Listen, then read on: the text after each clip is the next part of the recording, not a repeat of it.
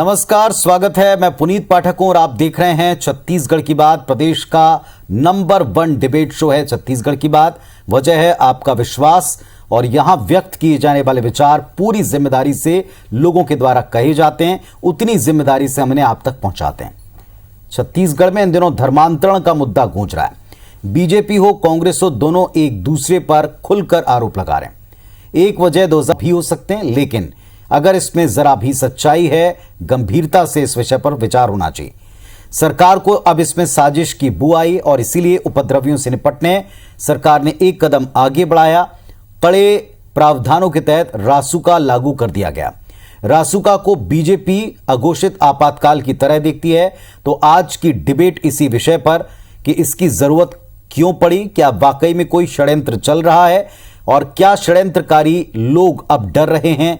विपक्ष का यह कहना कि अघोषित आपातकाल है, इसके पीछे उनके क्या तर्क हैं और जो जवाब में कहा गया वो केवल सियासी उत्तर है या उसमें भी दम है, सब पर बात होगी। एक रिपोर्ट से शुरुआत करते हैं, देखें किसने क्या कहा।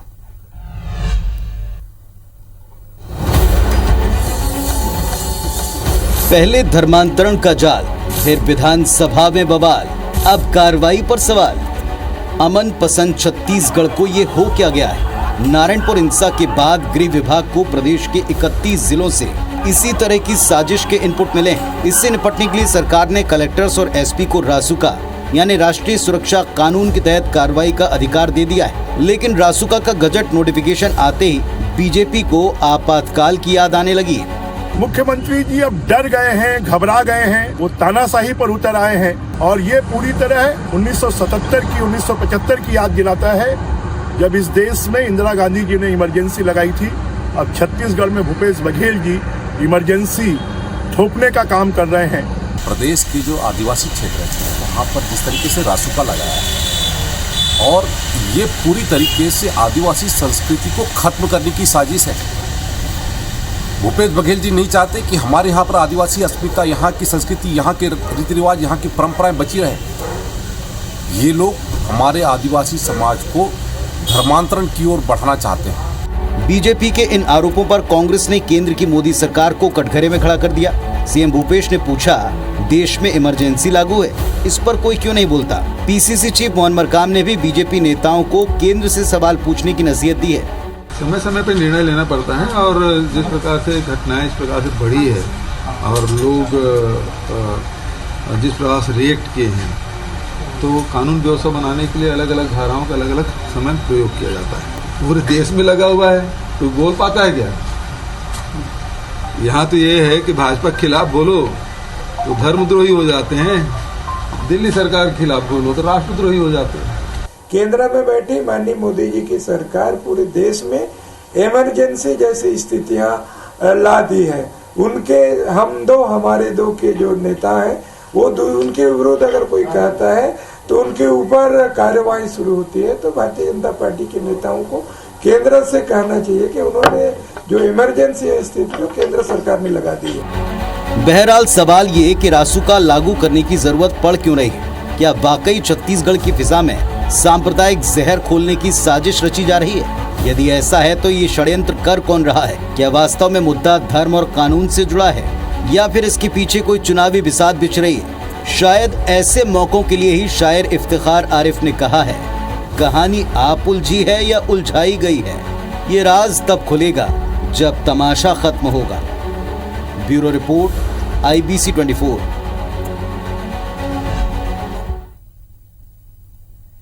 तो रासुका पहली बार नहीं लगाई जा रही। मध्य प्रदेश में मंदसौर कांड याद कर लीजिए, उत्तर प्रदेश के हालात देख लीजिए, वहां एजुकेशन माफिया तक पर इसको लगाने की बात की गई। लेकिन अब जब छत्तीसगढ़ में इतने गंभीर विषय, जो विपक्ष खुद कहता है कि गंभीर मसला है, इस पर अगर कोई उपद्रव की साजिश रच रहा है, इसके इनपुट अगर सरकार के पास हैं, तो इस पर इमरजेंसी क्यों याद आ रही है, क्या इसके पीछे उनके तर्क हैं, ये भी हम सुनेंगे। और इस गंभीर मुद्दे पर रासुका ही क्यों, इस पर हमारे साथ में एक्सपर्ट जो जुड़े हैं उनसे बातचीत करेंगे। शिषपाल सोरी साहब हैं कांग्रेस पार्टी के जिम्मेदार जनप्रतिनिधि, विधायक महोदय। नमस्कार सोरी साहब, स्वागत है आपका। आज हमारे साथ में बेहद सीनियर एडवोकेट, लंबा तजुर्बा रखने वाले, बिलासपुर हाईकोर्ट में जो लंबी प्रैक्टिस और इतना अपना अनुभव जो आज हमारे साथ साझा करेंगे, किशोर भादुड़ी साहब। नमस्कार भादुड़ी साहब, बहुत स्वागत है आपका IBC 24 पर और खासतौर पर छत्तीसगढ़ की बात में, क्योंकि इसके कानूनी पक्षों को समझना, इसके अधिकारों को, इसकी जरूरत को समझना भी बहुत जरूरी है। रासुका का काफी चर्चा है। चलिए सीधे हम शुरुआत करते हैं बातों की। शिषपाल सोरी साहब, सीधा सवाल सरकार के ऊपर विपक्ष ने दागा कि एक अघोषित इमरजेंसी के हालात आप लोग बना रहे हैं, उत्तर क्या है, क्यों जरूरत पड़ी इसकी? अभी जो हालात आप देख रहे हैं, और ये बात जनता से भी, हमारे आदिवासी समाज से भी सभी तरह से ये बातें आ रही है कि इसमें सख्त कानून हो। और ये कानून अभी कोई नया कानून नहीं है, ये पहले भी बना है, 1980 के लगभग में बना है। और राज्य सरकार, केंद्र शासन दोनों को ही समान अधिकार है। और ये एक प्रिवेंटिव मेजर है, प्रतिबंधात्मक कार्रवाई होती है इसमें, कि जब ऐसा कोई ठोस इनपुट आता है सरकार के पास, तो जब ये आवश्यक हो जाता है कि राष्ट्रहित में उसके खिलाफ प्रतिबंधात्मक कार्रवाई किया जाना जरूरी है, तब वो होता है। नहीं तो जो भारतीय संविधान में जो मूलभूत जो अधिकार दिए गए हैं, उस पे जब कोई भी बात आती है तो हाई कोर्ट इसका रिव्यू पिटिशन इसमें होता है, और हाई कोर्ट इसको बड़ी गंभीरता से देखता है। तो ऐसा नहीं है कि बड़ा हवा बना रहे हैं कि वो आपातकाल आ गया। आपातकाल कहाँ से आ गई भाई बात? तो ये केवल हर चीज को राजनीतिक चश्मे में देखने की जो इनकी जो आदत है बीजेपी की, वो इसमें दिखाई पड़ता है। ये किसने कहा कि केवल किसी एक पक्ष के खिलाफ होगा? कोई भी पक्ष जो कानून तोड़ेगा, जो कानून अपने हाथ में लेगा, जो... चलिए, आपने अपनी बात, ओपनिंग स्टेटमेंट आपने रखा। शौरी साहब, आपके पास विस्तार से बातचीत के लिए मैं फिर आऊंगा। बिना ब्रेक की डिबेट है, बिना रोक टोक के ओपनिंग स्टेटमेंट सबके सुन लें। केदार कश्यप जी, पूर्व मंत्री और भारतीय जनता पार्टी के उसी अंचल से आने वाले कद्दावर नेता भी जुड़ गए। केदार जी नमस्कार, आपको भी स्वागत है आपका। आप भी अपना ओपनिंग स्टेटमेंट रखें। किस बात का भारतीय जनता पार्टी को डर है? जहां जहां भारतीय जनता पार्टी का राज है, वहां भी रासुका कई मसलों पर लगाई गई, चाहे मध्य प्रदेश का मंदसौर हो, चाहे उत्तर प्रदेश हो। फिर यहां पर अगर इसे लगाने की बात है किसी इनपुट के आधार पर, तो फिर इमरजेंसी क्यों याद आई? नहीं, देखिए, जिस तरीके से पूरे हमारे छत्तीसगढ़ प्रदेश और विशेष करके बस्तर में धर्मांतरण की स्थिति लगातार बद से बदतर होती जा रही है। यहाँ पे एसपी लिख करके देता है राज्य प्रशासन को, राज्य सरकार को, और यहाँ के कमिश्नर भी लिखते थे, तो उनकी बातों को भी झुटलाया जाता है। तो अब इसके बाद मतलब हमारे जो आदिवासी हैं, पढ़े लिखे नहीं है, तो अब वो अपनी आवाज भी ना उठाए, ये स्थिति निर्मित हो गई है। और इसके कारण से ये मेरा सीधा सीधा आरोप है इस सरकार के ऊपर कि ये सरकार सोनिया गांधी के दबाव में आकर के अपने यहाँ पर जो रासुका लगाई है, और उसके कारण से हमारे आदिवासियों की आवाज को दबाने की कोशिश हो रही है। इस पूरी तरीके से ईसाई मिशनरियों को बढ़ावा देने वाले कहते हैं योजना है। और इसमें कहीं ना कहीं से इन लोगों को चाहते कि हमारे बस्तर में धर्मांतरण को लगातार बढ़ावा मिले। जब इनके पास में वक्त था, 2 साल पहले जब घटना सामने आई थी, तब इन्होंने क्यों एक्शन नहीं लिया? तब ये कहते हैं क्यों चुपचाप बैठे थे? कमिश्नर ने लिख दिया तो क्यों चुपचाप बैठे थे? आज यहाँ पर स्थिति इतनी अनियंत्रित हो गई है, तब जाकर के इन्होंने आदिवासियों की आवाज को दबाने के लिए आज इस तरीके के कहते हैं कानून लेकर के आए हैं, ताकि आदिवासियों को किसी न किसी रूप में उनको प्रताड़ित किया जा सके, उनको बंदी बनाया जा सके। आज हमारा आदिवासी समाज इस बात को लेकर के आहत है, और ये लोग आज हमारे आदिवासी समाज को एक खिलौने के रूप में उपयोग कर रहे हैं। आपके सीधे आरोप का उत्तर लूंगा मैं, आपके ओपनिंग स्टेटमेंट जो आपने लगाया है, लेकिन इस वक्त हमारे साथ सीनियर एडवोकेट किशोर भादुड़ी साहब भी जुड़े हुए हैं। किशोर जी, दोनों पक्षों से इतर जिस रासुका को लेकर इतनी ज्यादा चिंता है और चर्चा है, रासुका के तहत प्रावधान क्या हैं, किन पर लग सकती है, और जब लग जाती है तो क्या दिक्कतें होती हैं?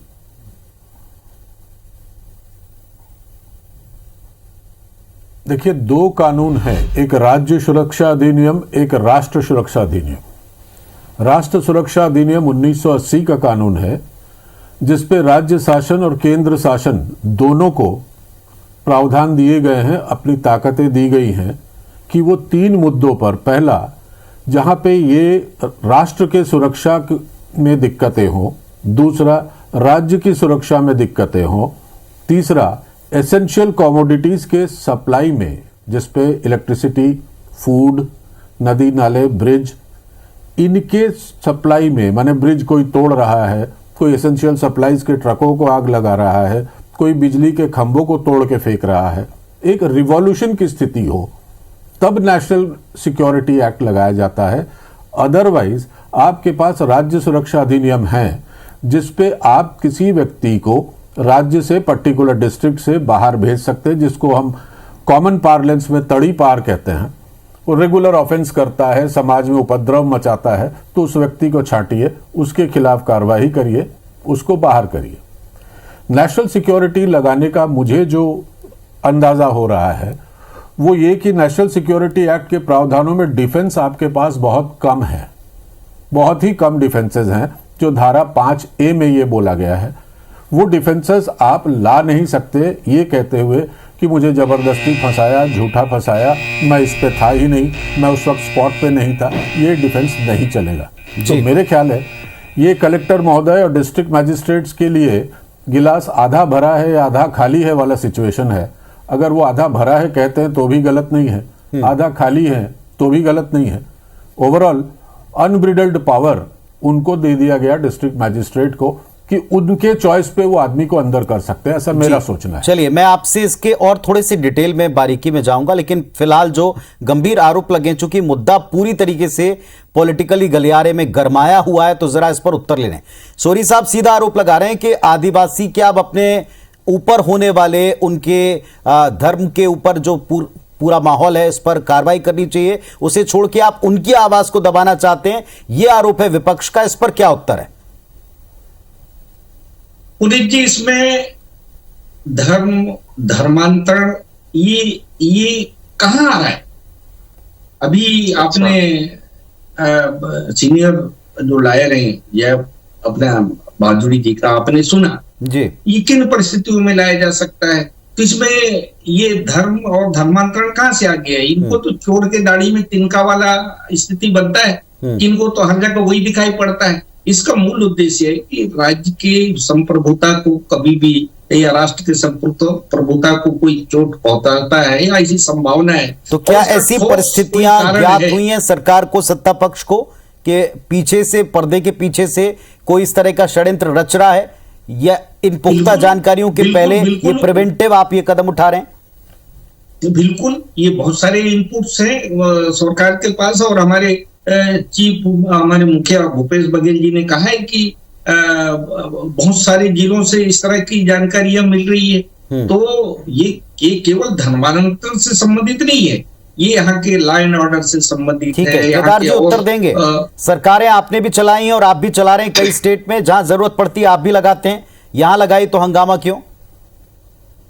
हंगामा इसलिए क्योंकि आदिवासी समाज आज अपनी संस्कृति, अपनी परंपरा, अपने मेले मडाई को बचाने के लिए आज यदि जमीन पे उतरा है तो इसके लिए रासुका लगाया गया है।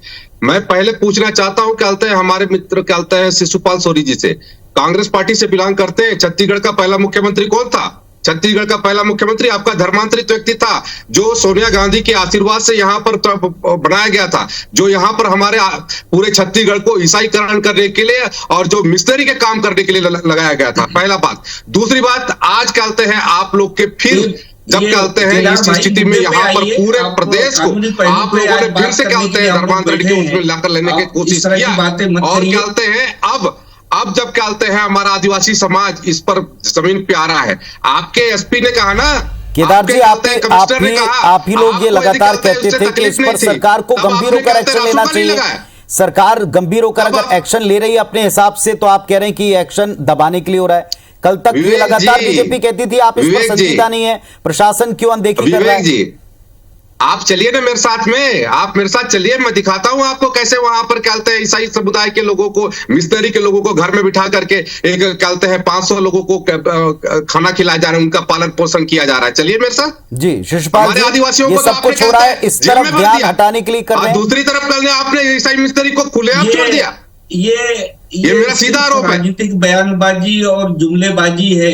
अभी ये मेरा कोई जुमलेबाजी नहीं है, मैं जुमलेबाजी नहीं कर रहा हूँ, पूरा देश जान रहा है, पूरा प्रदेश जान रहा है, अभी किसी पे लगा ही नहीं, और आप सोच लीजिए मतलब क्या है? इसका आप भी मतलब क्या आदिवासी है? समाज के और ये जो हैं धर्म और की आदिवासियों के आदिवासी, साथ में इस तरीके से हरकत हो रही कब से है, इनके इस मसीहा तरह की हो गए। घटना हो रही है ये जो और आप चुपचाप आदिवासियों पे बैठे डंडा हो। बरसाने वाले, आपके ऊपर आने आदिवासी वाले हितों को पीढ़ी कुचलने वाले आपको नहीं आज बख्शेगी। हमारी भूपेश सरकार है जो आदिवासियों के हितों के लिए सामने खड़ी है, चट्टान की तरह उनके डंडे बरसा चलिए रही है केदार जी, आपकी मेरा एक भूपेश सीधा के लिए सवाल है, परंपरा के लिए। आप स्वयं तो उस ये- इलाके में हैं और आप उस इलाके को बहुत अच्छी तरह समझते हैं और आप इसीलिए हर बार अपना पक्ष रखने के लिए अपनी पार्टी की तरफ से यहां, चूंकि ऐसे ही नंबर 1 डिबेट शो नहीं है, इसमें चूंकि आप लोग जिम्मेदारी से बात करते हैं, इसी वजह से लोग इस पर इतना विश्वास करते हैं। आपके पास में जो सरकार कहती है कि उनके पास इनपुट है कि तमाम जिलों में इसे भड़काने की कोशिश है, इसलिए वहां के प्रशासन को ये अधिकार दिए गए कि आप इसके तहत कार्रवाई करें। आपके पास में जो अनुभव है उसको आधार बना के आपको क्या लगता है, क्यों आपको ऐसा लग रहा कि एक पक्षी कार्रवाई होगी? विवेक जी, मैं आपसे पूछना चाहता हूं, मैं आपसे वो नहीं करना चाहता, आर्गुमेंट नहीं करना चाहता। आप एसपी के लेटर को तो मानते हैं ना जी, आप कमिश्नर के लेटर को तो मानते हैं ना, कि उसको भी नहीं मानेंगे कि वो पढ़े लिखे लोग नहीं है, वो लोग कहते हैं वो लोग जमीन में तो नहीं उतरेंगे। जी, उन लोगों ने लिख कर दिया तो सरकार ने क्या एक्शन लिया? सरकार क्यों मौन बैठी थी? आज आदिवासी समाज यदि जमीन में उतर रहा है अपने समाज, अपने काल परंपरा और रीति रिवाज को बचाने के लिए, जी, तो ये शिशुपाल सोरी जैसे लोगों को तकलीफ क्यों हो रही है? जी। भूपेश बघेल को सोरी तकलीफ साहब, क्यों हो आप रही है? उत्तर दें, इस क्यों बात का तकलीफ हो जवाब रही देना है? चाहिए। तकलीफ तो बीजेपी को हो रही है, ये जो चिल्ला रहे थे अभी बीजेपी को नहीं हो रही है, आदिवासी समाज को हो रही है, आदिवासी समाज को हो रही है। बीजेपी तो 3 तारीख को गई थी। बीजेपी आए हैं कि आम जनता आया है, ये पहले ये बता दें। जितने भी अपराध हो रहे हैं केवल बीजेपी वालों क्यों ना आ रहे हैं, इसलिए ये मैं डरे तो हुए जा रहा था, और ये मैं डर 3 इनको तारीख दिखाई को जा पड़ रहा रहा है। था, मैं ये जानता किसी था में भी नहीं मैं होता। पहले मैं आपको जाऊंगा बता दूं, तो आप कानून लोग में हर आदमी कहोगे को संरक्षण कि है, राजनीतिकरण हो रहा है। अधिकारों के रक्षा के लिए। और जब ये जो उसके मूलभूत राइट जब होंगे तो क्या नहीं जाएंगे हाईकोर्ट में? ये केवल फालतू बातें करते हैं, केवल राजनीतिक बातें करना है। शिशपाल जी, क्या किसी के इशारे पर रासुका जैसे इस पे आप बात स्टेप्स करिए। की तरफ सरकार बढ़ रही, जो विपक्ष कह रहा है कि किसी के इशारे के ऊपर ये सब हो रहा है?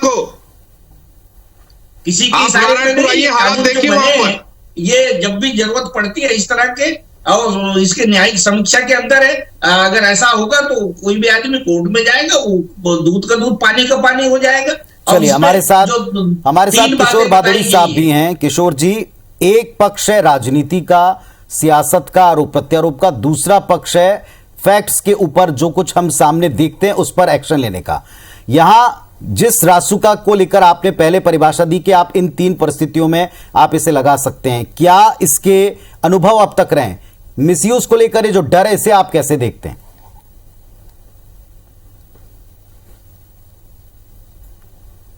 देखिए, मिसयूज कानून का हमेशा हुआ है और होगा। कोई भी कानून एब्सोल्युटली यूजफुल नहीं होता, वो दोधारी तलवार होती है। प्रॉब्लम यह है कि जैसा मैंने पहले कहा कि आप देखते क्या हैं गिलास में, आधा भरा देखते हैं या आधा खाली देखते हैं। उदाहरण के लिए, जैसे श्रद्धेय दोनों एमएलए साहब बात कर रहे हैं, ये मान लीजिए धर्मांतरण हो रहा है, तो धर्मांतरण तो रात भर में नहीं हो रहा होगा, ये तो पुराने समय से हो रहा होगा। तो जब धर्मांतरण अगर पुराने समय से हो रहा है तो उस समय के क्या इनपुट हैं आपके पास, क्यों हो रहा है ये? और अगर धर्मांतरण प्रिवेंटिव कानून है आपके पास तो उस पर आपने क्या स्टेप लिया और वो स्टेप्स सफिशिएंट क्यों नहीं है? आपको राष्ट्र सुरक्षा अधिनियम लाने की क्या जरूरत पड़ी? आपने ऊपर प्रियम्बल में लिखा है कि कानून व्यवस्था, लोक व्यवस्था बनाए रखने में और उस पर प्रतिकूल प्रभाव डालने वाले लोगों द्वारा साजिश की जा रही। ऐसे कितने लोग पकड़े आपने? कहां से रिपोर्ट है? ये सारे आपके रिकॉर्ड में होने चाहिए। मेरे ख्याल है होगा, क्योंकि सरकार आंख बंद करके कानून बनाएगी नहीं। एक, अगर वो रिकॉर्ड में है तो आपने उस रिकॉर्ड में रिकॉर्डेड आदमी के खिलाफ कार्रवाई क्यों नहीं की? राज्य सुरक्षा में क्यों नहीं की? अचानक से अब आप पावर दे रहे हैं। अब दोधारी तलवार की बात करता हूं। राज्य शासन, चाहे वो कोई भी हो, राज्य शासन के डिक्टेशन पे आदमी उठाया जा सकता है। अगर राज्य शासन ये कहता है कि ये पर्टिकुलर आदमी ज्यादा भाषणबाजी कर रहा है या बहका रहा है, या हमारे हिसाब से, कलेक्टर के हिसाब से ये आदमी ठीक नहीं है, उसको नेशनल सुरक्षा में उठा लेंगे। और सिर्फ ये कहना कि ये कानून का मिसयूज होगा, कानून रद्द करने के लिए सफिशिएंट नहीं होता। जी। सुप्रीम कोर्ट के बहुत सारे जजमेंट हैं। चलिए, आपने आपको बहुत ये ही बताना पड़ेगा कम इस शब्दों कानून में में, एकदम जिसके से आपने स्कोप बताया बहुत कि कम दुधारी है। तलवार है, अगर आपने इसका ढंग से इस्तेमाल नहीं किया तो फिर इसके क्या क्या नतीजे हो सकते हैं। फाइनल स्टेटमेंट की बारी आ गई आप सबके। मैं शुरुआत करता हूं केदार जी से। केदार जी, विपक्ष जो ये कह रहा है इमरजेंसी जैसे हालात हैं, जवाब आप उनका सुन चुके हैं, अब क्या करेगा विपक्ष?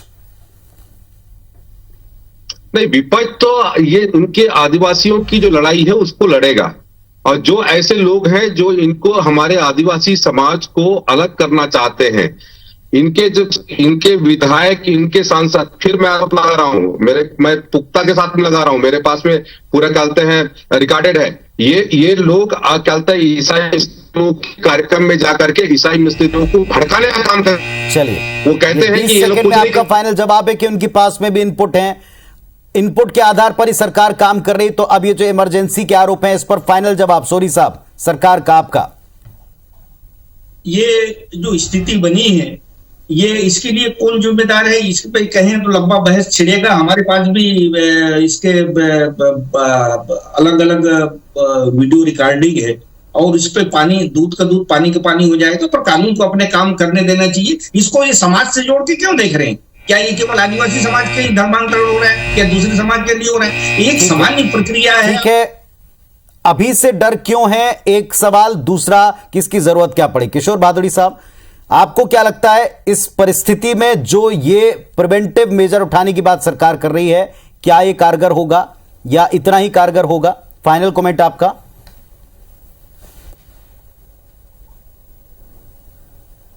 कारगर तो बहुत ज्यादा होगा नहीं, सरकार बदनाम भी हो सकती है। अगर सरकार के एफर्ट अच्छे हैं तो भी दूसरी पार्टी इसका एडवांटेज ले सकती है, और सरकार अपने एडवांटेजेस भी ले सकती है कि उनको ये सबको विदित है कि ये साल चुनाव का है। अगर सरकार चाहे तो उसको एडवांटेज ले सकती है इस कानून का, अपोजिशन भी ले सकती है। चलिए, ये आपने तीनों पक्षों को सुना, एक तो पक्ष विपक्ष और दूसरा इसका कानूनी पहलू, कानूनी पक्ष। हक है, इसी हक का इस्तेमाल किया है, पहली बार नहीं हुआ है, पड़ोसी कई राज्यों में इसका इस्तेमाल हुआ है। लेकिन ये दोधारी तलवार है, और दोधारी तलवार से वार किस पर होगा, इस बात को लेकर अभी से हल्ला है। इस बात को क्या आप डर की तरह लेते हैं या वाकई अधिकारों को दबाने की आवाज के तौर पर लेते हैं, प्रतिकार के तौर पर? ये उस वर्ग से ज्यादा बेहतर कौन समझेगा? इंपैक्ट और असर क्या होगा, ये कुछ ही दिनों में स्पष्ट हो जाएगा, सामने आएगा। फिलहाल आप सबका धन्यवाद, नमस्कार।